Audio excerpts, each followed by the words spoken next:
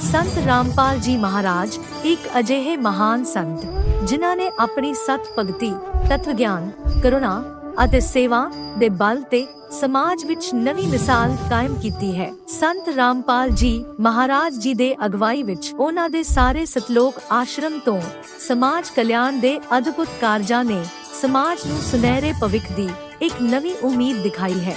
ਸੰਤ ਰਾਮਪਾਲ ਜੀ ਮਹਾਰਾਜ ਜੀ ਤੋਂ ਨਾਮ ਦੀਕਸ਼ਾ ਲੈਣ ਤੋਂ ਬਾਅਦ ਲੱਖਾਂ ਲੋਕਾਂ ਦੀਆਂ ਲਾਇਲਾਜ ਬਿਮਾਰੀਆਂ ਜਿਵੇਂ ਕੈਂਸਰ ਅਤੇ ਏਡਜ਼ ਆਦਿ ਠੀਕ ਹੋਈਆਂ। ਸੰਤ ਜੀ ਦੇ ਗਿਆਨ ਤੋਂ ਪ੍ਰੇਰਿਤ ਹੋ ਕੇ ਉਹਨਾਂ ਦੇ ਅਨੁਯਾਈਆਂ ਨੇ ਲੱਖਾਂ ਯੂਨਿਟ ਖੂਨ ਦਾਨ ਕੀਤਾ। ਸੰਤ ਜੀ ਨੇ ਲੱਖਾਂ ਭੈਣ ਬੇਟੀਆਂ ਦੇ ਦਹੇਜ ਮੁਫਤ ਵਿਆਹ ਕਰਵਾਏ। ਸੰਤ ਜੀ ਨੇ ਲੱਖਾਂ ਲੋਕਾਂ ਦਾ ਨਸ਼ਾ ਛੁਡਾਇਆ, ਕਰੋੜਾਂ ਉਜੜੇ ਪਰਿਵਾਰ ਵਸੇ। ਸੰਤ ਜੀ ਦੇ ਆਸ਼ਰਮਾਂ ਵਿੱਚ ਸਮਾਗਮਾਂ ਦੇ ਦੌਰਾਨ ਨਿਸ਼ੁਲਕ ਅੱਖਾਂ ਦਾ ਇਲਾਜ ਅਤੇ ਦੰਦਾਂ ਦਾ ਇਲਾਜ ਕੀਤੇ ਜਾਂਦੇ ਹਨ। ਸੰਤ ਰਾਮਪਾਲ ਜੀ ਮਹਾਰਾਜ ਵੱਲੋਂ ਸਮੇਂ-ਸਮੇਂ ਤੇ ਵਾਤਾਵਰਣ ਸੰਭਾਲ ਮੁਹਿੰਮ ਦੇ ਤਹਿਤ ਵੱਡੇ ਪੱਧਰ ਤੇ ਰੁੱਖ ਲਗਾਏ ਜਾਂਦੇ ਹਨ। ਸੰਤ ਜੀ ਨੇ ਲੋੜਵੰਦਾਂ ਨੂੰ ਤੁਰੰਤ ਸਹਾਇਤਾ ਪਹੁੰਚਾਉਣ ਲਈ ਮੁਫਤ ਐਂਬੂਲੈਂਸ ਸੇਵਾ ਸ਼ੁਰੂ ਕੀਤੀ। ਸੰਤ ਜੀ ਆਪਣੇ ਅਨੁਯਾਈਆਂ ਨੂੰ ਦੇ ਦਾਨ ਲਈ ਪ੍ਰੇਰਿਤ ਕਰਦੇ ਹਨ, ਜਿਸ ਨਾਲ ਮਾਨਵਤਾ ਦੀ ਸੇਵਾ ਅਤੇ ਸਿਹਤ ਸੇਵਾਵਾਂ ਦੇ ਖੇਤਰ ਵਿੱਚ ਸੁਧਾਰ ਹੋ ਸਕੇ।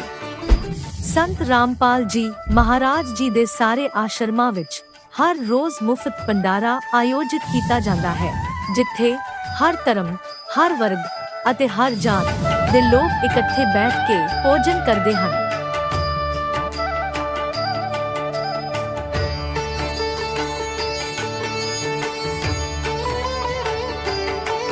ਸੰਤ ਰਾਮਪਾਲ ਜੀ ਮਹਾਰਾਜ ਦੇ ਆਸ਼ਰਮਾਂ ਵਿੱਚ ਹਜ਼ਾਰਾਂ ਬਜ਼ੁਰਗਾਂ ਨੂੰ ਸਨਮਾਨ ਅਤੇ ਪਿਆਰ ਨਾਲ ਜੀਵਨ ਜਿਉਣ ਦਾ ਮੌਕਾ ਮਿਲਦਾ ਹੈ। ਉਹਨਾਂ ਦੇ ਖਾਣ, ਰਹਿਣ ਅਤੇ ਸਿਹਤ ਦੀ ਪੂਰੀ ਜ਼ਿੰਮੇਵਾਰੀ ਸੰਤ ਰਾਮਪਾਲ ਜੀ ਮਹਾਰਾਜ ਚੱਕਦੇ ਹਨ।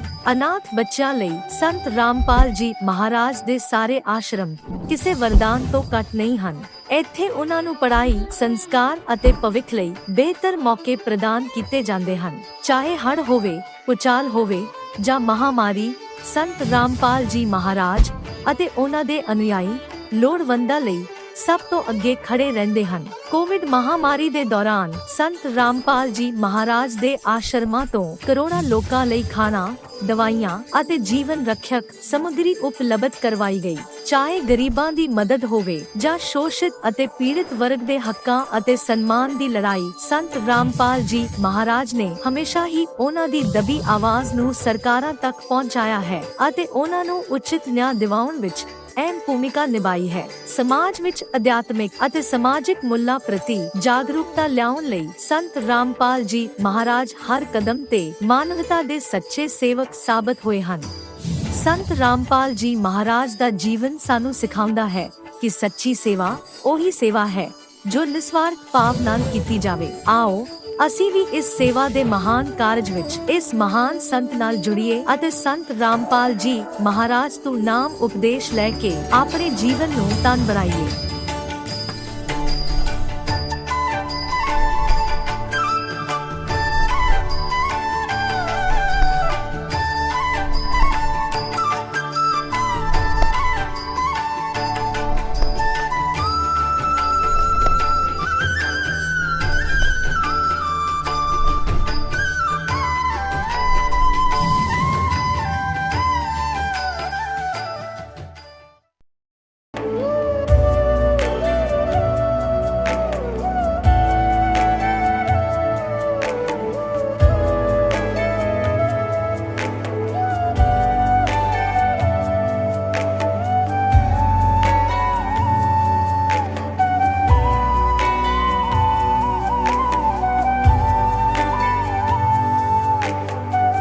गीता में अर्जुन को स्वयं भगवान कह रहे हैं कि उस परमेश्वर की शरण में जा, उसके लिए उन संतों के पास जा जो तत्वदर्शी हो।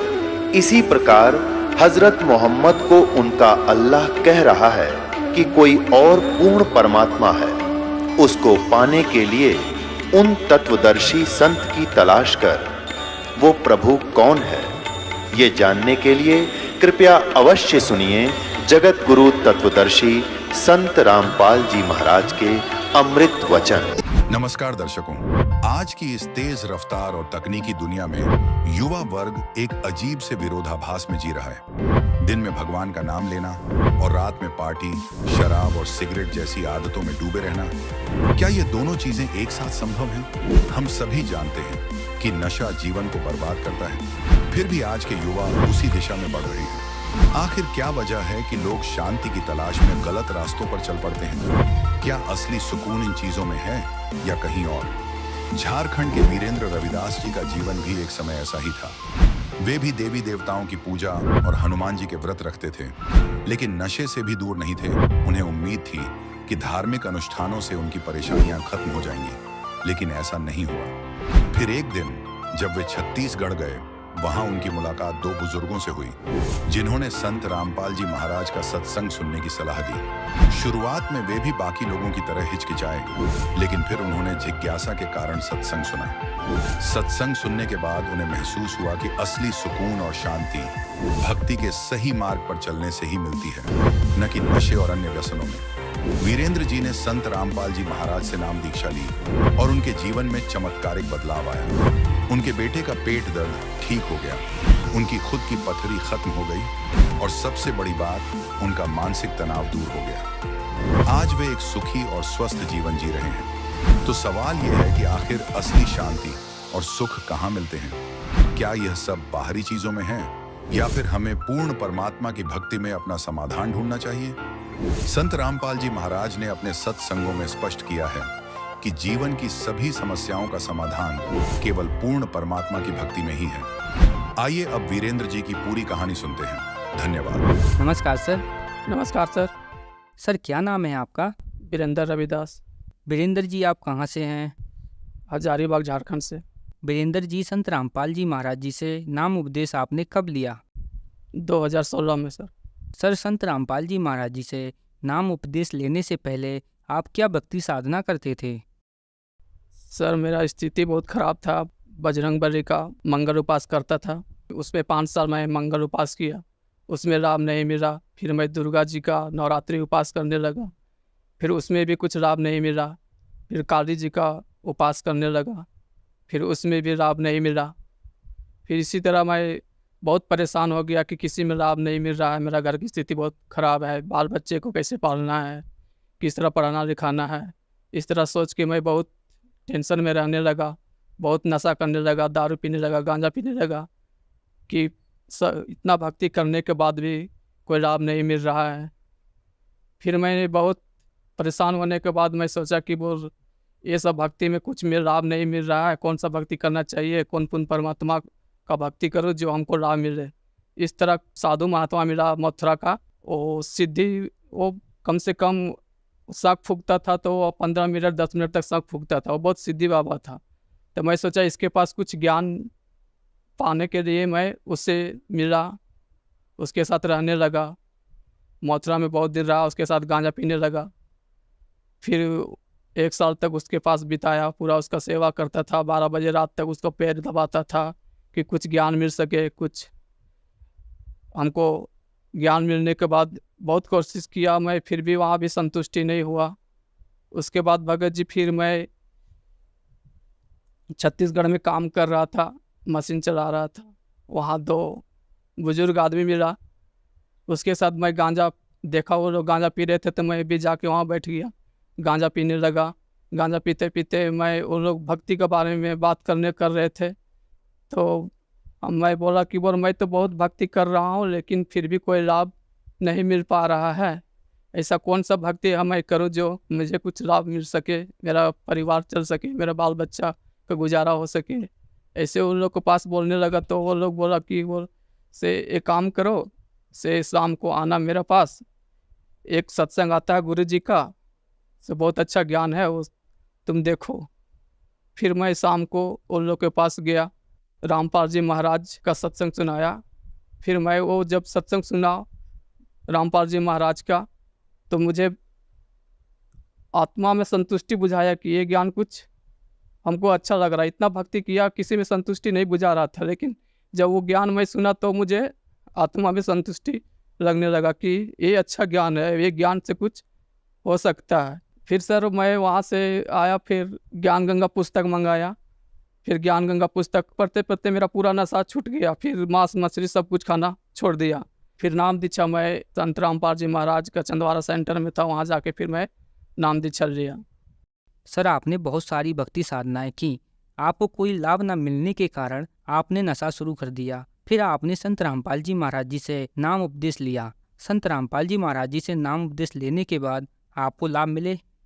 जी सर, मुझे जब नाम दीक्षा लिए तो मेरा लड़का था 8 साल का, उसका पेट में बहुत दर्द होता था बार बार। और जब मैं उसको एक्सरे कराया तो उसका पेट में कुछ किडनी में प्रॉब्लम बताया। वो बोला कि 1 साल तक दवा खाना पड़ेगा। फिर मेरे पास उतना पैसा नहीं हो पाता था, तो उसको संत रामपाल जी महाराज के चरण में उसको नाम दीक्षा दिलवा दिए। उसका बाद दवा हुआ, फिर कुछ नहीं किए भगत जी। आज मेरा लड़का 16 साल के है, दोबारा फिर उसका कभी पेट में दर्द नहीं हुआ।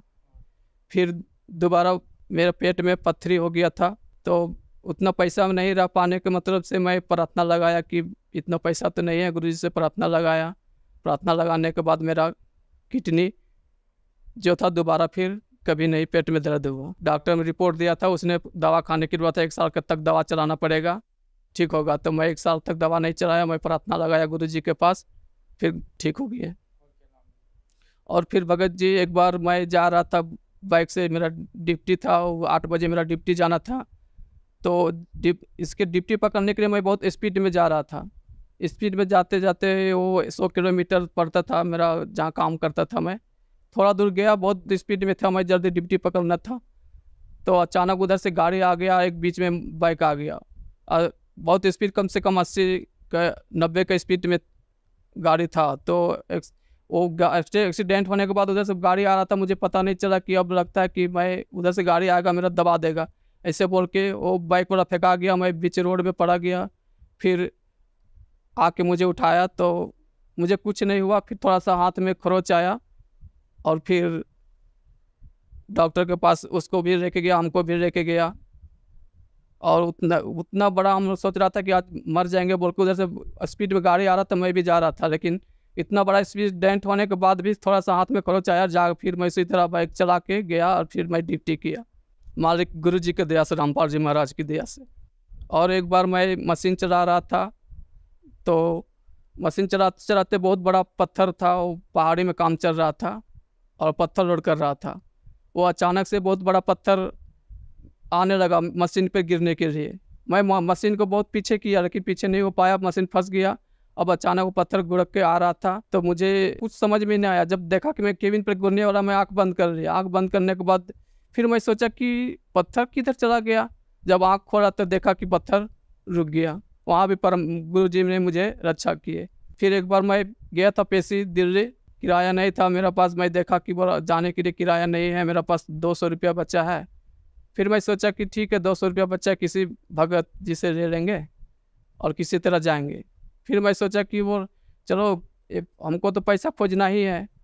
तो फिर मैं 100 रुपया मैं दान पेटी में डाल दिया। और जब स्टेशन आया, मैं सोचा कि पैसा किसी से मांगना है। मैं दोबारा पैकेट में देखा तो मेरा 500 रुपया भाड़ा पैकेट में फिर आगे गुरु जी के दया से। ऐसी छोटी छोटी बहुत सा लाभ मिला है परमात्मा की दया से। संत रामपाल जी महाराज से जुड़ने से पहले ही जब ज्ञान गंगा पुस्तक पढ़ा और जब मैं सत्संग सुनना चालू किया, उसी टाइम से मेरा लाभ मिलना चालू हो गया, नशा छूट गया सब कुछ। सर, संत रामपाल जी महाराज की शरण में आने के बाद आपको बहुत सारे लाभ प्राप्त हुए। जो दर्शक आज आपको टीवी पर देख रहे हैं और वो भी संत रामपाल जी महाराज जी से नाम उपदेश लेना चाहते हैं, तो कैसे ले सकते हैं? वो टीवी में सत्संग चलता है गुरु जी का, उसमें नंबर आता है, उसमें कांटेक्ट करके जुड़े। मानव जन्म बहुत दुर्लभ है, मिले ना बारंबार, तरवर से पत्ता टूट गया फिर और न लगता डाल। बहुत मुश्किल से मानव शरीर मिलता है, और ये शरीर इतना मुश्किल से मिलने के बाद ऐसी गंवाना नहीं चाहिए। सभी परमात्मा गुरु जी का, रामपाल जी महाराज का सत्संग सुने और ज्ञान समझे। संत रामपाल जी महाराज से चैनल में सत्संग सुनकर उसमें फ़ोन नंबर देते हैं, उसमें नाम दीक्षा ले सकते हैं। धन्यवाद सर। सत्साय। अब जगत गुरु तत्वदर्शी संत रामपाल जी महाराज जी के सत्संग के माध्यम से उस अद्वितीय आध्यात्मिक ज्ञान के बारे में जानते हैं, जिसके माध्यम से आप भी प्राप्त कर सकते हैं ऐसे आध्यात्मिक, मानसिक और भौतिक सुख जो अभी तक आपने सिर्फ मीराबाई, ध्रुव, प्रहलाद जैसे कुछ ही भक्तों की जीवन कथा में सुने होंगे। अब सुनिए तत्वदर्शी संत के संग शास्त्र अनुकूल भक्ति सत्संग, ऐसा अद्वितीय आध्यात्मिक ज्ञान जिसका है सर्वधर्मों के पवित्र शास्त्रों में प्रमाण। ये देखिएगा ऋग्वेद मंडल नंबर 9 सूक्त, ये 80 का है, यहाँ 82 गलत लिख रखा है यहाँ, क्योंकि ये यहाँ से शुरू हुआ है 80 से और आगे 82 अलग होता है। ये यहाँ से है, ये 79वां सूक्त समाप्त हो गया, ये 80वां चल पड़ा और इसका ये 2 मंत्र यहाँ है, यहाँ आगे 82 शुरू हो जाता है, इसलिए 81 यहाँ लिख दिया उन्होंने, 81 भी पूरा हो गया। तो ये ऋग्वेद मंडल नंबर 9 सूक्त 80 है, ये 81 यहाँ 81वां है, ये 80वां सूक्त यहाँ समाप्त होता है। यहाँ देख, ये इसके दूसरे मंत्र में ऋग्वेद मंडल नंबर 9 सूक्त 80 समझो 80। हे परमात्मन, आप उपासकों की आयु के बढ़ाने वाले हैं, जो कि तो बिल्कुल सही किया इसने। अपने आत्माओं, हमने उस परमात्मा की शरण ग्रहण करनी है जिसके गुण वेद गावें। परमेश्वर स्वयं कहते हैं, वेद मेरा भेद है, मैं ना वेदन के माही, और जौन वेद से मैं मिलूं ये वेद जानते ना ही। इन चारों वेदों के अंदर कबीर परमेश्वर कहते हैं मेरा ही गुणगान है। अपने द्वारा रची हुई सृष्टि को परमात्मा ही स्वयं आकर बताते हैं। वो क्या बताते हैं कि आप यहां कैसे आकर फंस गए इस काल के जाल में। जब तक हमें ये बात गहराई से नहीं समझ में आवेगी कि हम कैसे काल के जाल में फंसे, एक पल का भरोसा नहीं, ना जाने कब और के बिजली गिर जाए इस गंदे लोक में। हम एक प्रजा हैं, यहाँ के राजाओं की दुर्गति, अचानक मृत्यु देखकर हमें ये विश्वास हो जाना चाहिए कि ये लोग ठीक नहीं। लेकिन हमारे ऊपर इतना प्रेशर है इस काल भगवान का, हम सोचने की ट्राई भी करते हैं तो हमें इतना टाइम नहीं, और जब ये मृत्यु हो जाती है टाइम में टाइम कुत्ता बन के सैर सपाटे कर, कदे इधर घूम रहा कदे इधर खकाठा रहा, सारा दिन चैन नहीं। एक भक्त अपने मित्र से कहा करता कि आज सत्संग में चलेंगे। पहले दोनों मित्र थे, जब ये ज्ञान समझ में आने के उपरांत वो अपने मित्र से कहता है कि आओ सत्संग में चलेंगे। वो कहता भाई फुर्सत नहीं, टाइम नहीं मेरे पास। और मित्र का फर्ज बनता है कि वो रह रहकर उसको बताता है कि ये बाद में पछताएगा। रह रहकर वो जाता है, समझाने की चेष्टा करता है, आखिर में निष्कर्ष यही निकलता है, वो कह देता भाई मुझे फुर्सत नहीं, टाइम नहीं। बहुत बार कहा, उसने यही उत्तर दिया। एक दिन उसकी मृत्यु होगी, अनुपदेशी मित्र की। अब उसको ले जा रहे थे उठा के उसका अंतिम संस्कार करने के लिए। अब वो उपदेशी मित्र भी उसके साथ साथ चल रहा था और कह रहे थे राम नाम सत्य है, सत्य बोलो गत है। और वो कह रहा था आज भाई ने फुर्सत है। वो तो ये पूरा डायलॉग बोले, जब वो एक बार कह दे आज भाई को फुर्सत है, दूसरे कहने लगे भाई तू नो ना बोले, इनका तो चोट लाग रही है, इनको तो इतना, इनका युवा व्यक्ति मर गया और तू मजाक की बात कर रहा है। नो बोला भाई मजाक की ना कर रहा, मैं रो हूं अब इसको। पहले मैं और ये मित्र थे, मैं इसने आधी रात को अर्धरात्रि ना के कह देता चल वहां चलेंगे सांग देखने, ये जब मेरे साथ हो लिया करता। और खोटे कर्माला इसने 20 बार रोया मैं, तू आजा मेरे साथ। मुझे भी ये कहता था कि तेरा तो दिमाग खराब हो लिया, मेंटल हो गया तू। छोटे छोटे बच्चे ये के नुए पड़ जाएंगे। अब पूछो इसके कौन पालेगा बच्चे? अरे तेरा गजब भैया। परमात्मा कहते हैं अपनी महिमा आप बताओ, हमें समझावें।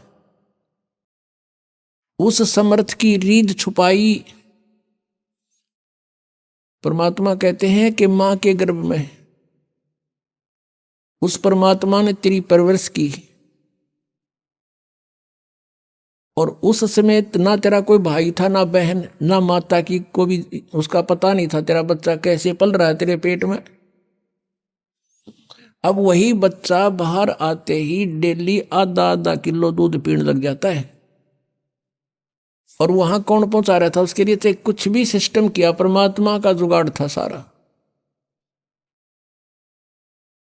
और बाहर भी वही उसका संरक्षक है। अपने बच्चों को परमात्मा से जोड़ देना चाहिए, हमारा परम कर्तव्य है। जब ये बात समझ में आ जाती है, और जो बच्चे युवा हैं, माता पिता वृद्ध हो लिए, वो कुछ पुराने रंग में रंगे हुए हैं, तो कोशिश करें उनको समझाने की। जोर जबरदस्ती नहीं करे, रह रह कर ज्ञान सुनावे, प्यार से समझावे। और अपने परिवार को, रिश्तेदार को जहां तक भी आप जा सकते हो, समझा सकते हो, आपका परम कर्तव्य है। परमात्मा की भक्ति छोड़ के यदि कोई और कार्य संसार में मनुष्य जीवन प्राप्त प्राणी कर रहा है, भक्ति नहीं कर रहा है, तो वह गलती कर रहा है। परमेश्वर की वाणी में लिखा है कि अगम निगम को देख ले, और बुद्धि विवेक विचार, उदय अस्त का राज मिले तो बिन नाम बेगार। बेगार किसे कहते हैं? पहले समय में, आज से लगभग 40 वर्ष पहले, ये पुलिस वाले इनके थानों में जो है ना व्हीकल नहीं हुआ करते, ये न्यू किसी ने पकड़ लिया करते। कोई टेम्पू वाले ने, कोई जीप वाला मिल गया, फिर उसने सारे दिन रेल बनाए रखते उसकी। ऐसे एक टेम्पू वाला पकड़ लिया और उसको सुबह ले गए 6 बजे, और शाम रात ने छोड़ा 12 बजे। सारा दिन उसको उससे अपने जो काम बस गए थे कि रेड लगानी थी, कोई पकड़ना था, वो सब जगह ले गए उसने। और तेल भी उससे डाला अपने पैसों से, और अपना ही खर्चा पूरा किया सारा दिन। और एक पल पंजा टेक्या नहीं उसके टेम्पू का। उधर चलो, उधर चलो, वहां चलो। अगले दिन वो अपने उस स्टैंड पाया जहां वो सवारी ढोया करता। उन्होंने पूछा भाई कल नहीं आया, क्या बात होगी? वो कह रहा था मैं बेगार में फंस गया कल। सुबह ले गए थे 6 बजे पुलिस वाले, रात ने छोड़ा 12 बजे, और 200 रुपये अपने पल्ले तला दिए। उस समय 200 रुपये तो आज के 20,000 थे, न सोच ले। तो वह बेगार थी, सारा दिन तो उसका पहिया नहीं टिक्या किता, यानी मेहनत तो इतनी करी और खर्चा करते होया। इसको बेगार कहा करते हैं। आज कोई राजा बना है, कोई मंत्री, मुख्यमंत्री, प्रधानमंत्री, चाहे पृथ्वी का भी शासक क्यों ना हो, यदि वो भक्ति नहीं करता, वो बेगार कर रहा है, अपने पुण्यों का नाश कर रहा है, 1 मिनट की फुर्सत नहीं। परमात्मा कहते हैं 3 लोक का राज जीव को जय कोई दे, लाख बधाई के कर जय नहीं नाम तेने। कबीर सब जग निर्धना, धनवंता ना कोए, धनवंता सो जानियो जिस पे राम नाम धन होवे। परमात्मा कहते हैं ये सारा संसार निर्धन है, ये धनवान नहीं है। और जिस आधार से तुम इसको धनवान मानते हो, ये उसका है नहीं। परमात्मा कहते काया तेरी है नहीं, या कोठी कितने हो, या माया कहां से हो, चरण कमल में ध्यान राख, इन दोनों ने खो। या काया भी नासवान, या कोठी भी तेरी नहीं, या कार तेरी नहीं, फैक्ट्री तेरी नहीं। ये मन में पल्ला गांठ लगा ले, पक्की धारणा कर ले, फिर रह कोठी में, शरीर में भी रहना जब तक लिखा हुआ है मालिक ने, और दया करेंगे और बुढ़ा भी देंगे। यदि भक्ति करना चाहोगे तो फिर सब कुछ होते हुए भगवान की भक्ति अवश्य करना पड़ेगा। इतनी सी बात है। सारा कुछ कहकर लास्ट में भगवान यही कहते हैं कि मानुष जन्म पाके नहीं रटे हरि नाम, और जैसे कुआ जल बिना फिर बनवाया क्या काम। अब यदि मनुष्य जीवन पाकर हम भक्ति नहीं करते हैं तो जैसे कोई कुआ बना रखा है और उसकी बहुत बढ़िया कंस्ट्रक्शन भी कर रखी है और पानी उसमें है नहीं, जल है नहीं, तो यूजलेस है वह स्ट्रक्चर, कितना सुंदर बना रखा हो। ऐसे ही उसका नाम कुआ अवश्य है लेकिन गुण कुएं के नहीं। इसी प्रकार मनुष्य के जीवन की तुलना करते हैं परमात्मा कि जो भक्ति नहीं करते वो जल रहित कूप समझो, यानी नाम मनुष्य है लेकिन गुण मनुष्य के नहीं। तो इससे आप समझ गए होंगे कि मनुष्य जीवन किस लिए प्राप्त हुआ है, इसकी आवश्यकता क्यों है। नहीं तो एक मनुष्य जीवन की जगह पर एक और पशु पक्षियों का बन जाता। ना लाइट की जरूरत थी, ना बिजली बनानी, ना जहाज बनाने, कुछ भी जरूरत ना थी। मनुष्य जीवन की आवश्यकता परमात्मा पाने के लिए है और ये वैसे नहीं मिलता। मानुष जीवन दुर्लभ है, मिले न बारंबार, बहुत ही दुर्लभ है, तो इसका लाभ उठाना। अब मनुष्य जीवन पा करके हम परमात्मा का ज्ञान समझ सकते हैं, परमात्मा को पहचान सकते हैं। तो पुण्यात्माओं, सबसे पहले हमें यह जानना अनिवार्य हो गया कि हम यहां कैसे फंसे, यहां क्या औचित्य अपने जीवन का। आज सारी सुविधाएं आपके पास हैं और राम बुलावा आ गया, तो क्या करेंगे, क्या काम आई हमारा ये सारा जीवन जिसके ऊपर निछावर कर दिया। परमात्मा कहते हैं भक्ति बिना क्या होते है, भरम रहा संसार, रति कंचन पाया नहीं, रावण चलती बार। सर्व सोने की लंका थी वह रावण से रणधीरम, एक पलक में राज बिराजी जम के पड़े जंजीरम। सर्व सोने की लंका थी, हम तो कोठी बढ़िया बना लेंगे कि तो उसकी बढ़िया चिप्स चाप्स लगा लेंगे, वो तो सोने की बना रहा था, श्रवण की, गोल्ड की। और चलते समय कहते हैं एक रति सा एक ग्राम भी साथ नहीं ले जा सका। तो फिर हम क्यों डले ढोरे यहां पर। इसके पीछे एक बहुत बड़ा षड्यंत्र है यहां के भगवान का। भगवान माने स्वामी का, वैसे भगवान नहीं है, यहां के मालिक का। अब जो परमात्मा की डेफिनेशन, परमात्मा की संज्ञा, उपमा, वो यहां सब पर लागू हो जाती है। वो अपने को फिर सभी स्वामी, भगवान, मालिक कहवान लाग जाए। जैसे कोई अधिकारी है उसको भी साहब कहते हैं, और जो मंत्री है वो भी साहब कहलाता है, मुख्यमंत्री साहब, प्रधानमंत्री साहब। तो यहां कहने का भाव यह है कि ये भगवान नहीं है, ये इनका सतर दूसरा है भगवान का, इस काल का, और यो भी भगवान कहलाता है लेकिन भगवान नहीं है। इसलिए गीता जी अध्याय नंबर 15 के श्लोक 16 और 17 में निर्णायक ज्ञान दिया। 16 श्लोक में कहा है कि सरपुरुष और अक्षर पुरुष, इस संसार में ये दो पुरुष, दो प्रभु प्रसिद्ध हैं।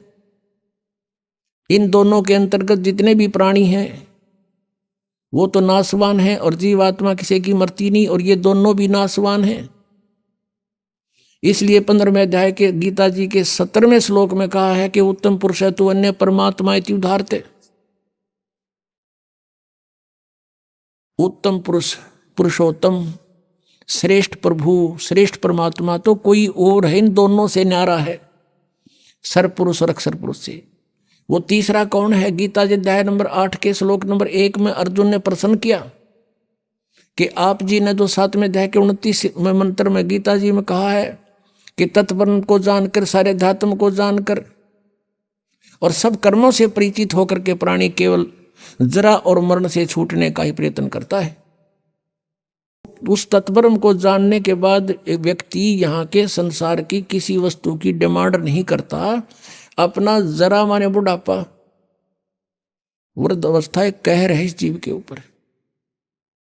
और फिर मौत इससे बूढ़ा, क्योंकि हम सारा सांग जोड़े बैठे से राजी हो रहे, अपना सारा कुछ हर 1 मिनट में मृत्यु होगी, इससे बूढ़ी और के बनेंगे अपने साथ। तो कहते हैं जिसका यह बात समझ में आ गई तत्ब्रह्म नहीं। वो तत्ब्रह्म कौन है? अर्जुन पूछा है क्यों कौन है तत्ब्रह्म? वो परमात्मा कौन है? 8वें अध्याय के 3रे श्लोक में गीता ज्ञानदाता ने उत्तर दिया, वो परम अक्षर ब्रह्म है। यानी गीता ज्ञानदाता से अन्य है कोई। उसी के विषय में गीता जी अध्याय नंबर 15 के श्लोक नंबर 17 में बताया है कि उत्तम पुरुष है तू अन्य है, वो परम अक्षर ब्रह्म है। इन दोनों से न्यारा है सर पुरुष और अक्षर पुरुष से। और वही परमात्मा इति उदाहरते, उसको भगवान कहा जाता है। परम माने श्रेष्ठ, अच्छी आत्मा। और ये अच्छी आत्मा के काम है, किसी का बेटा मार्ग से, बेटी मार्ग से कैंसर हो रही, पूरे परिवार के परिवार नष्ट हो जाते एक एक्सीडेंट में, 100 बहाने करके ये रोज खाता है। तो ये एक परमात्मा के काम है, ये श्रेष्ठ आत्मा के काम है। ये स्वयं कहता 11वें अध्याय के 32वें श्लोक में, तो काल हूं भाई। अब काल तो हमने से टिंडे देगा जैसे देन लाग रहा है। अब परमात्मा इति उद्धारते, श्रीमद् भगवत गीता अध्याय नंबर 17 में एक बहुत निर्णायक ज्ञान दे रखा है। क्योंकि ये आध्यात्मिक वर्ड है, आध्यात्मिक शब्द हैं, आध्यात्मिक शास्त्र हैं। ये कोई डूम बाट के गीत नहीं, ये गॉड गिवन स्पिरिचुअल नॉलेज है। इसको समझना बालकों का खेल नहीं। जब तक मालिक की सुरत नहीं आवे, कबीर परमात्मा की रजा बिना हम सदग्रंथ भी नहीं समझ सकते। ये सत्कर मान लेना, जीव के बस का नहीं है सदग्रंथों ने समझ सके। ये तो परमात्मा अंदर से प्रेरणा करके अंदर की जो अज्ञान हटाता है जिस दास पर, वो राजी हो जा, प्रसन्न हो जाता है।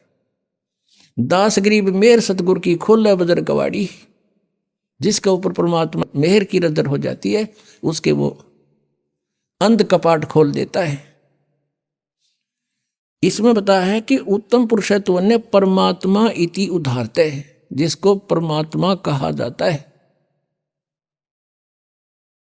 अब देखो ये परमात्मा है, इसको तो कसाई बता, जैसे कसाई बकरे पालता है, सब सुविधाएं देता है उन बकरों को, तालाब बनवा देता है, शेड डाल देता है, चरागाह बनवा रखे हैं। और जब वो कसाई जाता है उन बकरों में, बकरे समझते हैं हमारा बहुत नेक मालिक है, हमारे को कितनी सुविधाएं दे रखी हैं। और वो ऐसे उनको हाथ लगा के चेक करता है। बकरे उसको प्यार देते हैं, जीभ से चाटते हैं, लाड देते हैं कि हमारा अच्छा मालिक है, हमारी कितनी केयर टेक रखता है। उनको ये नहीं पता, वो न्यू देखा है तुम क्या किलो के हो गए, मांस कितना हो गया इनमें, और वो ने सोचा ये हमारी सेवा कर रहा है, हमें प्यार देना आया है। तो हम यहाँ की सुविधाएं देखकर, यहाँ काजू किस्मत सेब संतरे कितने सुंदर बाग बगीचे, झरने बहें, दरिया चले, कितना अच्छा यहाँ पर फल फ्रूट कणक। हमने सोचा भगवान बड़ा दयालु, देख किसी सुविधा दे रखी है। और जब दयालु कहाँ जाता, जब किसी बेटा मर गया, कुनबा का परिवार नाश कर देता है, तब कहाँ जाती है इसकी दयालुता। पुण्यात्माओं ये ज्ञान आज तक किसी ने हमारे को बताया नहीं। ये काल के दूत सतलोक का ठेका ले रहे, ये 2-3 पंथ चल रहे हैं, इन्हें कह का नहीं पता। और श्रद्धालु आंख मीच के बैठ गए, उनको परम धनी मान के, उनको कख नहीं पता। अब इसमें बताया कि उसको परमात्मा कहते हैं। अब जैसे परमात्मा भगवान का काम होता सुख दे दुख ना दे, तो ऐसे ही वो बकरे ये समझते हैं कि हमारा दयालु मालिक है, और शाम के समय जब उसका ऑर्डर आ जाता वो ना देखता किसका बेटा ले जाना है, किसकी बेटी, किसकी माँ, किसका पिता। वो डंडा लेकर निकाल लेता मोटे मोटे छांट के, और बाकी बकरे जब वो निकल कर चलते हैं ना, निकाल कर उनको पता लग जाता है, वो इधर भागते हैं, कोई इधर भागते हैं वहां से और भाग लेते हैं। फिर जाएंगे कहाँ, तो चारों तरफ से जबरदस्त बाड़ बना रखी है, सीमा बना रखी है, उनकी जा नहीं सकते, बाउंड्री बना रखी है। तो पुण्यात्मा परमात्मा उसे कहते हैं जो दुख नहीं दे, केवल सुख दे। तो वो सतलोक में है, वो परमात्मा, वो परमेश्वर सतलोक के अंदर है और वही परमात्मा कहलाता है। ये लोक त्रयम् आविश्य विवर्ति अवैश्वर है, वो तीनों लोकों में प्रवेश करके सबका धारण पोषण करता है, वो है अविनाशी परमात्मा। तो पुण्यात्मा अब प्रसंग चल रहा है कि परमात्मा स्वयं आते हैं ये सत्य ज्ञान बताने के लिए, और हम यहां कैसे फंसे ये ज्ञान भी परमात्मा स्वयं ही आकर देते हैं। उसके लिए परमेश्वर ने अपने द्वारा रची हुई सृष्टि का कुछ ज्ञान दिया। जब तक हम इस तत्व ज्ञान की इस कुंजी से परिचित नहीं होंगे तब तक हम अध्यात्म ज्ञान नहीं समझ सकते। हम कौन हैं? पुण्यात्मा, अभी तक हम सुना करते थे ऋषि में ऋषियों से कि आत्मज्ञान होना चाहिए, और परमात्मा कहते हैं कूप की छाया और कूप के माही ऐसा आत्मज्ञाना। जैसे कुएं की छाया कुएं तक सीमित है, उसके बाहर कोई यूज नहीं कुएं की छाया का। कूप की छाया कूप के माही ऐसा आत्मज्ञाना। आत्मज्ञान तो ये है कि हम कौन हैं और कहां से आए हैं, हमारा यहां जीने का उद्देश्य क्या है, ये तो है आत्मज्ञान। और फिर परमात्म ज्ञान कि वो परमात्मा कौन है, कहाँ है, कैसा है, कैसे मिलता है, उसको हम पाने का प्रयत्न कर रहे हैं तो उससे हमें लाभ क्या है, ये परमात्म ज्ञान। तो यहां सत्संग के अंदर आत्म और परमात्म दोनों ज्ञान बताए जाते हैं। अब ये सबको मालूम है कि हम यहाँ क्यों फंसे हैं, हम जीव हैं, ये बताते हैं सभी हम जीव हैं, और जीव का धर्म जन्म और मृत्यु है, और हमने यहाँ भक्ति करके स्वर्ग में चले जाना है। स्वर्ग में जा करके क्या करना है, वहाँ अपने ठाठ भोगेंगे, मौज करेंगे, वहाँ मौज कितने दिन करोगे, बस फिर क्या पता, वहाँ मौज करेंगे जितने आपकी जेब में चवन्नी होगी, जितने पैसे टके आप पुण्य भक्ति साधन के जोड़ के ले जाओगे, उस स्वर्ग महास्वर्ग रूपी होटल में बर्बाद करके खर्च खा के फिर वापस आ जाओगे, क्योंकि वो आपका भोग समय है, भोग का स्थान है। कर्म बनेंगे यहीं पृथ्वी पर आकर। तो अब यहां से जैसी कमाई करके जाएंगे वहीं जाएंगे जहां की हमारी साधना होगी, और वहां अपना ये समय बर्बाद करके पूंजी नष्ट करके हम फिर वापस आएंगे। तो ये जन्म और मृत्यु सदा बनी रहेगी। और इन्होंने अंतिम विधान बना दिया कि जन्म और मृत्यु तो सभी की होती है। और कोई मोक्ष बताते हैं, वो कहते हैं कि परमात्मा में जीव ऐसे मिल जाता है जैसे बूंद समुद्र में, परमात्मा निराकार है। और फिर नौके समाधि में उसके दर्शन होते हैं। जब समाधि में दर्शन होते हैं, निराकार के ऊपर हो गया वो। फिर बात को घुमाते हैं, हमने डिवाइन लाइट देखा, डिवाइन लाइट ईश्वरीय प्रकाश देखा। जैसे कोई कहे हमने ट्यूबलाइट देखी, ट्यूबलाइट कोई अंधा बोल रहा हो और उसे पूछे भाई ट्यूब कैसी होती है, और वो कहता हो मैंने सारा दिखा है, उसने कोई नो पूछा कि ट्यूब कैसी है जिसकी लाइट देखी, और वो अंधानियों कहे ना ट्यूब तो निराकार है, वो तो होती नहीं। ट्यूब बिना लाइट किसी, ईश्वर बिना प्रकाश किसा। तो ये हमारा भ्रमित ज्ञान था। उस पूर्ण परमात्मा ने 600 वर्ष पहले बताया था। क्या बताया था? धर्मदास ये जग बोराना, कोई न जाने पद निर्वाण। जैसे आपने सुबह के सत्संग में ऋग्वेद मंडल नंबर 9 सूक्त नंबर 86 मंत्र 26 और 27 में है। ऋग्वेद मंडल नंबर 9 सूक्त 82 के मंत्र 1, 2, 3 में है। आपने आंखों देखा कि परमात्मा की महिमा में लिखा है कि वो परमेश्वर ऊपर तीसरे मुक्ति धाम में रहता है। वो ध्रुवलोक के तीसरे स्थान पर विराजमान है, पृष्ठ पर। वहां से गति करके अत्यधिक तेज गति से चलने वाले पदार्थ की तरह, बिजली की तरह, आकाशीय बिजली की तरह गति करके आता है और अच्छी आत्माओं को प्राप्त होता है, अच्छी आत्माओं को मिलता है, श्रेष्ठ आत्माओं को मिलता है। तो वो ऐसी लीला कौन से भगवान ने कर रखी है? केवल कबीर परमेश्वर ने। और जिनको हम भगवान मानते थे उनकी किसी लीला में वेदानुसार उनकी महिमा नहीं है, केवल कबीर जी की महिमा वेदानुसार है। एक धर्मदास नाम के बहुत बड़े धनी व्यक्ति थे, सेठ थे, वैश्य कुल में जन्म था। भगवान श्री कृष्ण, श्री राम, विष्णु और शंकर के दृढ़ पुजारी थे। उन्होंने अपने, क्योंकि ये सभी को मालूम है कि गुरु बिन मोक्ष नहीं हो सकता, इसलिए गुरु का बनाना अनिवार्य समझ रखा है। तो गुरु बना रखे थे रूपदास जी, जो श्री विष्णु के पुजारी थे, वैष्णव साधु थे।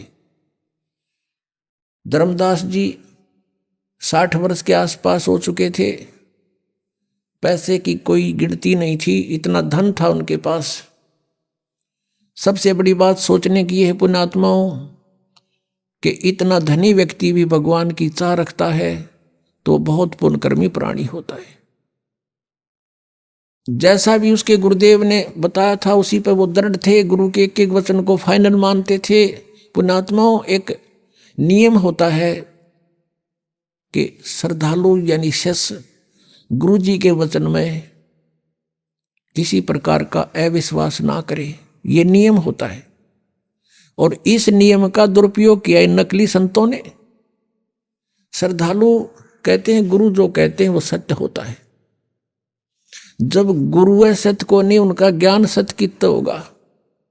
जब गुरु ही नकली है, इनको कह कह का पता नहीं, तो इनका ज्ञान हो ही नहीं सकता सत्य। लेकिन वो अनजान श्रद्धालु उनको गुरु मान रहे हैं, सतगुरु मान रहे हैं, और वो कति अज्ञानी है। अब ये दास के वर्ड जो आज सुन रहा हो कोई प्रथम बार, तो न्यू सोचेगा कि रामपाल तो अपने आप ने सब तो विद्वान मान रहा है। कि नहीं, दास कोई विद्वान नहीं, लेकिन गॉड गिवन ज्ञान जरूर है दास के पास। विद्वान तो परमात्मा है और उन्होंने ज्ञान हमें दे रखा है। उस ज्ञान का एक डंडोरा पीट रहा है दास तो, कि ये ऐसा है, ऐसा है, ऐसा है, बस भगवान ने बता रखा है। उसका दिया हुआ धन है, दास आपको बांट रहा है। कोई ले सकता है तो ले लीजिए। तो जैसा भी उस प्यारी आत्मा को उसके गुरु ने साधन बताया था, उसी के आधार से वो चल पड़ा। गुरु जी ने बता रखा था कि हरे कृष्ण हरे राम, राधे श्याम सीताराम, राधे राधे श्याम मिला दे। ये गुट्टी प्यारा की थी कि ये मंत्र पार कर देंगे। ओम नमः शिवाय, ओम भगवते वासुदेव नमः, ये पता नहीं 20-25 इस तरह के मंत्र दे रखे। और एकादशी का व्रत और 68 तीर्थ पर जाना अनिवार्य है। इस प्रकार वो साधक, और गीता जी का नित्य पाठ करना चाहिए। ऐसे ही वो धर्मदास जी गुरुदेव के आदेश अनुसार प्रतिदिन गीता जी का नित्य पाठ करे, एकादशी का व्रत रखता था, और उसने 68 तीर्थ करने की योजना बना ली। भाई गुरु जी ने कहा है 68 तीर्थ अवश्य जाने चाहिए। वो ऐसे ही घूमते घूमते मथुरा पहुंच गए। अब द्वारका तो न पाई कोई ना, क्योंकि द्वारका तो समुद्र में डूब गई थी। ना द्वारका भी धक्के खुआओ। ये कृष्ण जी एक तो सुख कर गए थे कि वो द्वारका तो कोई ना रही उड़ा चौक बुलाओ ना, तो वहां भी धक्के खुआते, बहुत दूर पड़ा हो यहाँ से। मथुरा पहुंच गया और वहां उस तालाब में जहाँ श्री कृष्ण जी कहते हैं कृष्ण जी नहाया करते थे, गौ चराया करते थे, उस तीर्थ में, जोड़ में, तालाब में। और उन तालाबों का ऐसा पानी जो गधे भी ना पी, और उसमें श्रद्धालु नावे और आचमन ले उसका। अब आत्मा को तो भगवान की चाह है किसी तरह मिल जाए, उसने प्राप्त करना है, लेकिन उसका वे ठीक नहीं है, तो तरीका मार्ग ठीक नहीं, कैसे मिलेगा वो भगवान। अब धर्मदास जी सुबह सुबह स्नान करके उस जोड़ में, तालाब में, मथुरा के में, जिसमें बड़े सैकड़ों आदमी नहावे, गंद माच रहा, और वहीं से लोटा भर के पानी का उसने अमृत जान के वहां रख लिया। लिपा पोती करी, यानी कुछ ग्राउंड लिपा, मड प्लास्टर थे, गाय का गोबर मिला के मिट्टी में, और वहां पर फिर बैठ के लगा नित्य नियम करने। अभी आपने सुने संत रामपाल जी महाराज के मंगल प्रवचन। आइए अब सुनते हैं संत रामपाल जी महाराज से नाम दीक्षा लेकर सतभक्ति करके अद्भुत लाभ प्राप्त करने वाले अनुयायी के विचार। ਸਤਿ ਸ਼੍ਰੀ ਅਕਾਲ ਜੀ। साथ साहब जी, ਕੀ ਨਾਮ ਹੈ ਜੀ ਤੁਹਾਡਾ? ਗੁਰਦਿਆਲ ਦਾਸ ਜੀ। ਗੁਰਦਿਆਲ ਜੀ ਕਿੱਥੋਂ ਆਏ ਹੋ ਤੁਸੀਂ? ਅਸੀਂ ਜੀ ਮੱਲਾ ਬੇਦੀਆਂ ਪਿੰਡ ਤੋਂ ਆਏ ਹਾਂ, ਸ਼ਹੀਦ ਭਗਤ ਸਿੰਘ ਨਗਰ ਤੋਂ ਜੀ। ਗੁਰਦਿਆਲ ਜੀ, ਸੰਤ ਰਾਮਪਾਲ ਜੀ ਮਹਾਰਾਜ ਜੀ ਤੋਂ ਨਾਮ ਉਪਦੇਸ਼ ਲੈਣ ਤੋਂ ਪਹਿਲਾਂ ਤੁਸੀਂ ਕੀ ਭਗਤੀ ਸਾਧਨਾ ਕਰਦੇ ਸੀ? ਸੰਤ ਰਾਮਪਾਲ ਜੀ ਮਹਾਰਾਜ ਜੀ ਤੋਂ ਨਾਮਦਾਨ ਲੈਣ ਤੋਂ ਪਹਿਲਾਂ ਅਸੀਂ ਡੇਰਾ ਬਿਆਸ ਨਾਲ ਜੁੜੇ ਹੋਏ ਸੀ। ਮਹਾਰਾਜ ਚਰਨ ਸਿੰਘ ਜੀ ਤੋਂ ਨਾਮਦਾਨ ਲਿਆ 1988 ਜੀ। ਮਹਾਰਾਜ ਚਰਨ ਸਿੰਘ ਜੀ ਤੋਂ 1988 ਦੇ ਵਿੱਚ ਤੁਸੀਂ ਨਾਮ ਉਪਦੇਸ਼ ਲਿਆ। ਉਸ ਤੋਂ ਬਾਅਦ ਤੁਹਾਡੇ ਘਰ ਦੇ ਵਿੱਚ ਕਿਸ ਤਰ੍ਹਾਂ ਦੇ ਹਾਲਾਤ ਰਹੇ? ਕੀ ਸੁੱਖ ਦੁੱਖ ਸੀ? ਕੀ ਲਾਭ ਹੋ ਰਿਹਾ ਸੀ ਉਸ ਨਾਮ ਤੋਂ? ਸਾਨੂੰ ਕੋਈ ਲਾਭ ਨਹੀਂ ਮਿਲਿਆ ਜੀ। ਬਹੁਤ ਅਸੀਂ ਉੱਥੇ ਸੇਵਾ ਕੀਤੀ, ਮਨ ਤਨ ਲਾ ਕੇ। ਸਾਡੇ ਤੇ ਗਰੀਬੀ ਪਈ ਰਹੀ, ਗਰੀਬੀ ਸਾਡੀ ਕੋਈ ਟੁੱਟੀ ਨਹੀਂ। ਮੈਂ ਔਰ ਮੇਰੀ ਵਾਈਫ ਦੇ ਇੰਨੇ ਪਹਾੜ ਟੁੱਟੇ ਕਿ ਮੇਰੀ ਵਾਈਫ ਨੂੰ ਕੈਂਸਰ ਹੋ ਗਿਆ ਜੀ, ਛਾਤੀ ਦਾ ਕੈਂਸਰ ਹੋ ਗਿਆ। ਉਹ ਭਾਰਗਵ ਹੌਸਪੀਟਲ ਆਪਰੇਸ਼ਨ ਕਰਾਇਆ ਜੀ ਉਹਦਾ। ਅਤੇ ਮੇਰੇ 'ਤੇ ਬਹੁਤ ਭਾਰੀ ਪਈ, ਪ੍ਰੇਤ ਵੱਧਦਾ ਸੀ ਜੀ ਮੇਰੇ 'ਤੇ ਵੀ। ਮੇਰੀ ਯਾਦਦਾਸ਼ਤ ਖੋ ਗਈ ਸੀ, ਮੇਰੀ ਯਾਦਦਾਸ਼ਤ ਖੋ ਗਈ ਅਤੇ ਮੈਨੂੰ ਪੱਦੀ ਜਗੀਰ ਪਿੰਡ 'ਚ ਵੱਢਿਆ ਗਿਆ। ਅਤੇ ਉੱਥੇ ਮੈਨੂੰ ਫਿਰ ਘਰ ਦੇ ਲਿਆਏ ਚੱਕ ਕੇ, ਮੈਨੂੰ ਨਹੀਂ ਪਤਾ ਮੇਰੇ ਨਾਲ ਕੀ ਹੋਇਆ। ਫਿਰ ਮੈਨੂੰ ਇਹ ਪਟੇਲ ਹੌਸਪੀਟਲ ਦਾਖਲ ਕਰਾਇਆ ਹੀ ਨਹੀਂ। ਮੇਰੇ ਉੱਥੇ 2 ਆਪਰੇਸ਼ਨ ਹੋਏ ਜੀ। ਆਪਰੇਸ਼ਨ ਮੇਰੇ ਖੁੱਲ੍ਹ ਗਏ। ਉਹ ਕਹਿੰਦੇ ਤੀਜਾ ਆਪਰੇਸ਼ਨ ਕਰਾਂਗੇ, ਜੇ ਬਚ ਗਿਆ ਠੀਕ ਆ, ਨਹੀਂ ਸਾਡੇ ਵੱਲੋਂ ਕੋਈ ਹਾਂ ਨਹੀਂ ਹੈਗੀ। ਫਿਰ ਮੈਨੂੰ ਉਹ ਕਹਿੰਦੇ ਜਦ ਬੋਲਣਾ ਹੀ ਨਹੀਂ ਬੰਦੇ ਨੇ, ਫਿਰ ਘਰ ਲਿਆਈ ਮੈਨੂੰ। ਘਰ ਸੇਵਾ ਕੀਤੀ, ਫਿਰ ਲੋਕ ਕਹਿਣ ਵੀ ਇਹਨੂੰ ਕਿਤੇ ਪਾਸੇ ਦਿਖਾ ਲਓ। ਫਿਰ ਉਹਨੇ ਮੈਨੂੰ PGI ਲੈ ਗਏ। PGI ਭਗਤ ਜੀ ਸਾਨੂੰ ਜਾਂਦੇ ਮੋੜ ਦਿੱਤਾ ਵਾਪਸ, ਅਤੇ ਉਹ ਕਹਿੰਦੇ ਇਹਦੀ ਸੇਵਾ ਕਰ ਲਓ। ਮੈਂ ਬਸ ਇੱਦਾਂ ਹੀ, ਮੇਰੇ ਤਾਂ ਕੱਪੜੇ ਪਿਆ ਹੁੰਦਾ ਹੀ, ਮੇਰੇ ਨਿਆਣਿਆਂ ਨੇ ਮੇਰੇ ਇੱਦਾਂ ਹੀ ਪੱਟੀਆਂ ਕੀਤੀਆਂ। 6 ਮਹੀਨੇ ਮੈਂ ਕੋਮਾ 'ਚ ਰਿਹਾ ਜੀ। 6 ਮਹੀਨੇ ਕੋਮਾ 'ਚ ਰਹਿਣ ਤੋਂ ਬਾਅਦ ਇੱਦਾਂ ਜਿੰਦਾ ਪੀਰ ਜਿੱਦਾਂ ਬੋਲਦੇ ਸੀ ਸੰਤ ਮਹਾਰਾਜ ਕਬੀਰ ਸਾਹਿਬ ਜੀ, ਮੈਂ ਹੀ ਅਲ ਕਲਮ ਕੁਤਬ ਗੌਸ ਤੇ ਪੀਰ ਗਰੀਬ ਦਾਸ ਖਲਕਤ ਰਹੇ ਹਮਾਰਾ ਨਾਮ ਕਬੀਰ। ਇੱਦਾਂ ਹੀ ਉਹ ਫਿਰ ਜਿੰਦਾ ਪੀਰ ਦੇ ਰੂਪ 'ਚ ਆਏ। ਹੁਣ ਮੇਰੀ ਬਾਂਹ ਫੜੀ, ਮੈਂ 3 ਵਜੇ ਘਰਦਿਆਂ ਤੋਂ ਚਾਹ ਮੰਗੀ ਜੀ। ਅੱਜ ਤਾਈਂ ਉਹਨਾਂ ਦੀ ਦਇਆ ਨਾਲ ਅੱਜ ਤਾਈਂ ਪੰਜੀ ਦੀ ਦੁਆ ਨਹੀਂ ਲਈ, ਮੈਂ ਰੋਟੀ ਨਾਲੇ ਤੁਰ ਪਿਆ ਜੀ।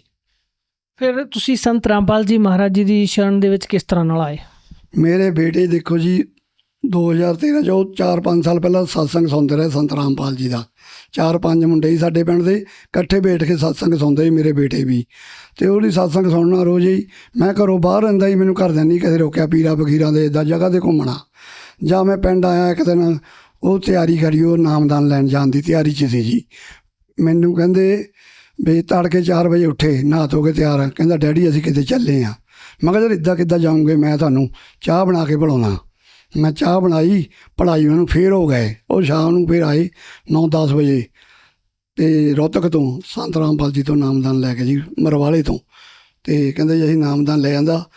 ਫਿਰ ਮੈਂ ਘੁੰਮਦਾ ਰਿਹਾ ਜੀ। ਫਿਰ ਮੈਨੂੰ ਕਹਿੰਦੇ ਡੈਡੀ ਤੂੰ ਵੀ ਗੁਰੂ ਜੀ ਦੀ ਸ਼ਰਨ 'ਚ ਆ ਜਾ, ਵੀ ਤੇਰੇ ਸਭ ਕੁਝ ਟੁੱਟ ਜਾਣਾ। ਮੈਂ ਭੰਗ ਪੀਂਦਾ ਸੀ, ਨਸ਼ੇ ਕਰਦਾ ਸੀ, ਬੁਰਾ ਹਾਲ ਸੀ, ਮੇਰੇ ਸੱਟਾਂ ਲੱਗੀਆਂ ਰਹਿਣੀਆਂ, ਕੰਡਿਆਂ 'ਚ ਤੁਰੇ ਫਿਰਨਾ, ਬਹੁਤ ਭੈੜੀ ਹਾਲਤ ਸੀ, ਘਰ ਦੀ ਵੀ ਹਾਲਤ ਬਹੁਤ ਭੈੜੀ ਸੀ। ਮੇਰਾ ਬੇਟਾ ਸਾਨੂੰ ਗਿਆਨ ਸਮਝਾਉਂਦਾ ਸੀ, ਸਾਨੂੰ ਦੋਨਾਂ ਜਣਿਆਂ ਨੂੰ, ਅਤੇ ਉਹ ਫਿਰ ਸਾਨੂੰ ਸਮਝ ਨਹੀਂ ਲੱਗਦੀ ਸੀ।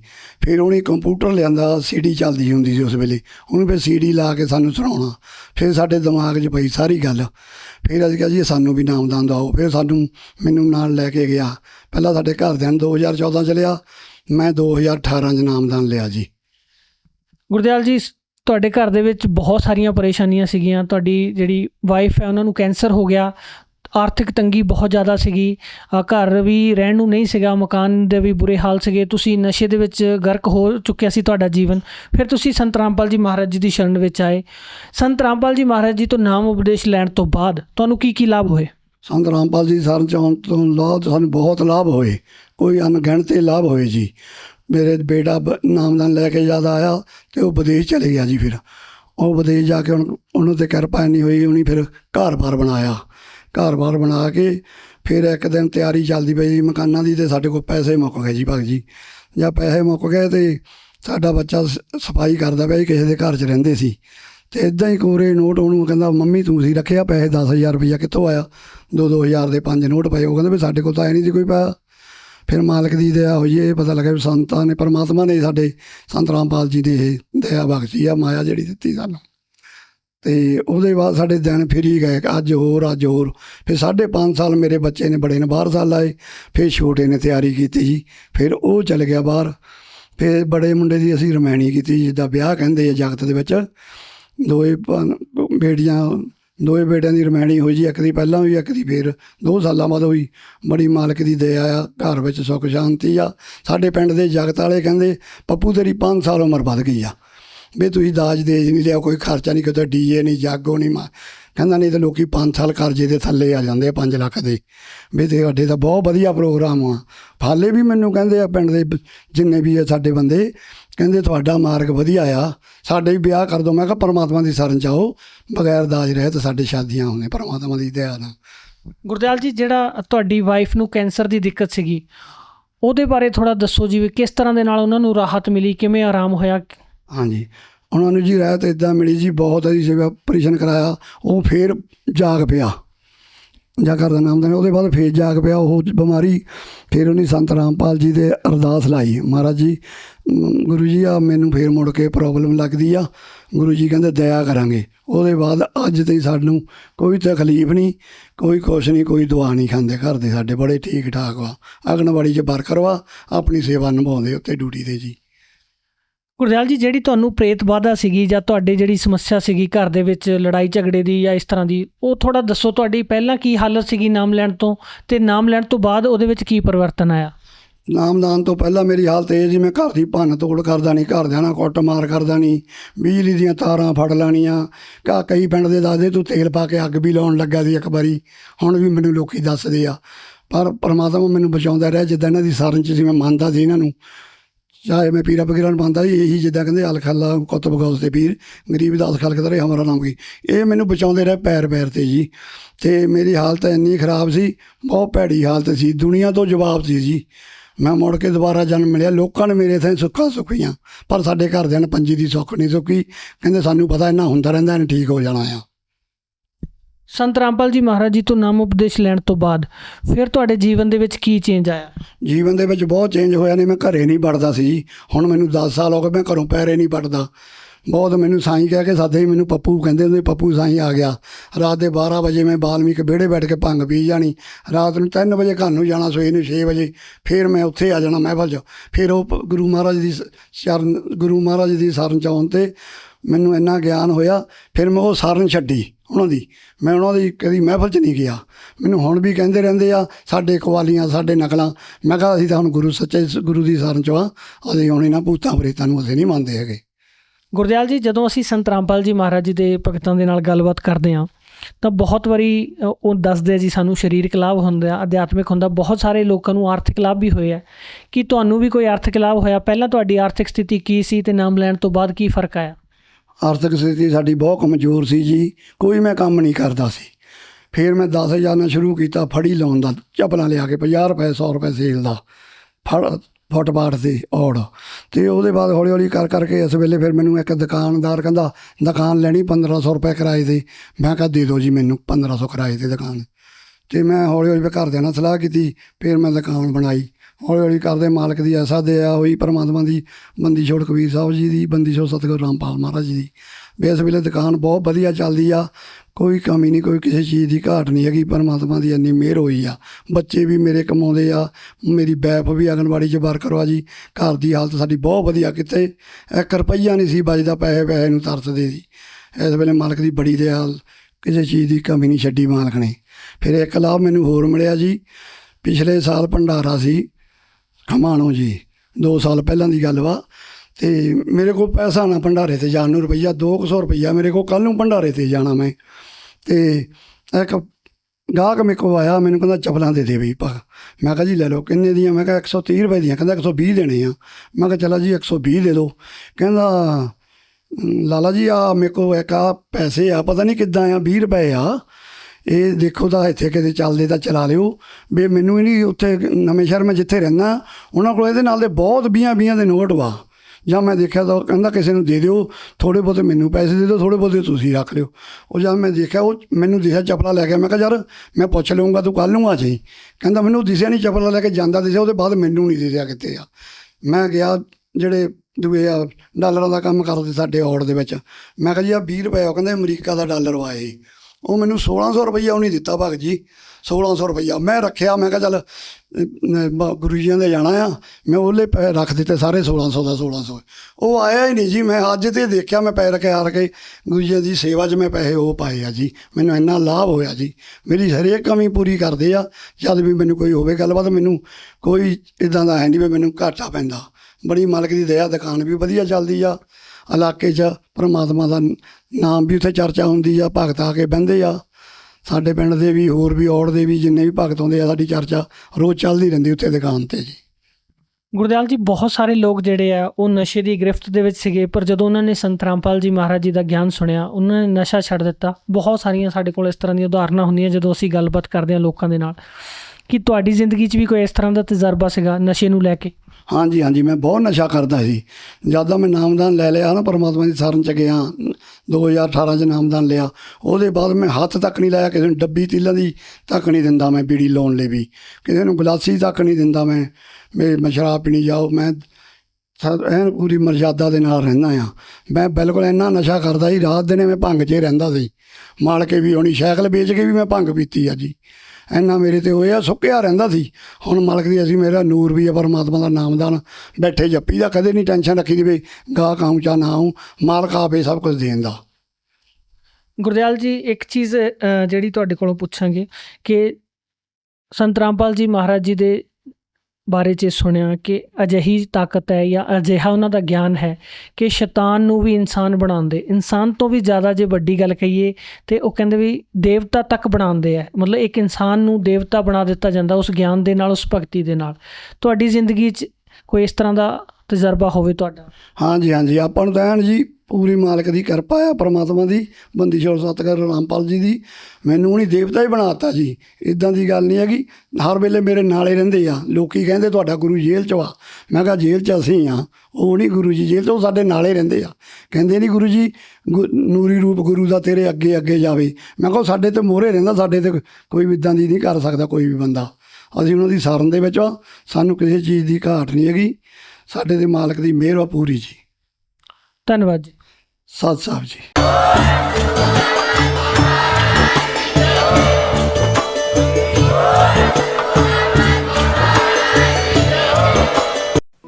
आप सुन रहे थे जगत गुरु तत्वदर्शी संत रामपाल जी महाराज के मंगल प्रवचन। अधिक जानकारी के लिए संपर्क करें।